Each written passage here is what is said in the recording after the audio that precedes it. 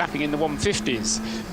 So Charlie, very rapid indeed, even though he's not perhaps as quick as Charles Espenlaub is, but Charlie Putman still very capable at the wheel of the CP Racing car.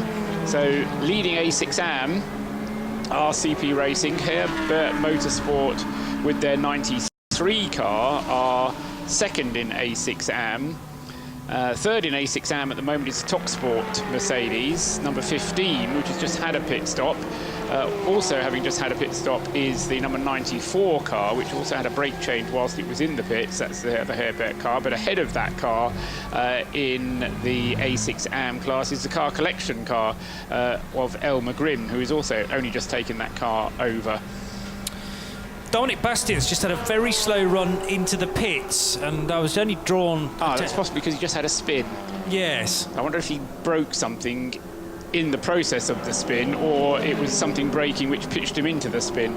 Yes, and I was drawn to that because of the clever little system that timeservice.nl has on their timing screen, which is an expected time across the start-finish line, and it counts down.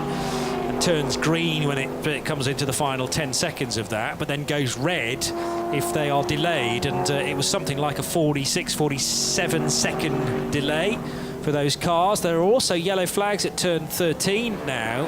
Bastian's made it to the pit lane after, as I say, a lengthy lap, so it's not that car which is the problem, but at turn 13, which is the left-hander which climbs up. That's the climbing left, which, yes, having driven the circuit on Thursday, very tricky one because you can't really see where you're going. But that yellow is still being shown, and no indication at the moment who it might be, what it might be that's caused that, unless there's some gravel which has been brought onto the circuit which needs to be dealt with. Dominic Bastian has made it back to the garage, or back to the pit lane, though, in the 454 QSR Mercedes. He was probably getting towards the end of what would have been his stint anyway. Okay. He'd done 29 laps. Thomas Jaeger before him had done 32. But Joe can tell us what's going on with the QSR Racing Mercedes. They're having a pad change as well as anything. Maybe a brake issue that caused the spin, you never know. It just didn't quite get the speed off, I would suggest. Showing a little few war scars, but there's a pad change going on. Not quite the same as what we've seen with the whole disc and caliper coming off. We're actually pulling the pads from within the caliper, either side of the disc. So the worn pad's coming off. Still a bit chunk of meat on there. Would have gotten me through a few MOTs, the amount of wear on that. We've also got the Porsche, the GP Extreme Porsche, further up the pit lane in for a routine stop. I think he's already gone by. Has he? He's already done that. And so routine, was it? Yeah, very routine, already in the refueling. Right. I wonder if I can get a word with Dominic and see if... here he is. Just an interesting in-lap, because it took him 50 seconds longer than it should have done. Dominic, what? You had a little spin? What happened? I didn't have a spin, I was hit. Oh, you were hit? Is that what that damage is of?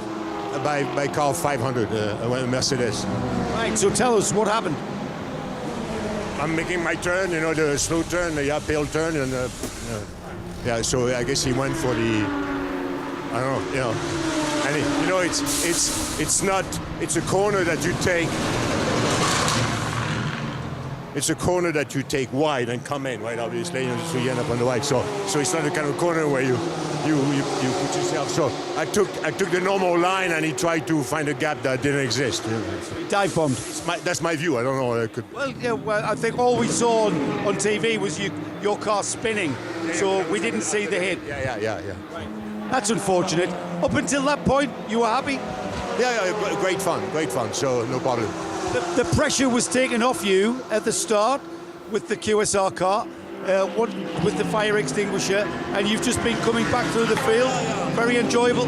Yeah, very enjoyable, very good. We've been, so far, no incidents except this, but we didn't lose too much time. Although, you know, you see, unfortunately, through a mix-up, I didn't have my seat. So this, And so I was like this. So to get back on track, you know, I went this way, and I say, uh-oh, there's the sand trap. and I was in a straight line, and my wheels were straight, and I was able to drive through it. So I was fortunate because I could have driven myself into a permanent stop, you know. So. Well, thankfully you didn't. And next time you'll have the right seat. Thanks, Dominic. Bit of insight there, boys. Yeah, great. I don't think What's the point of dive bombing when you're only kind of here to test the new car? We need to go and ask Kenneth Hire about that. I will. Because he was driving. In fact, he's still driving, and normally an exemplary record there. But of course, that's one side of the situation presented by Dom Bastien. Kenneth Hire will have a complete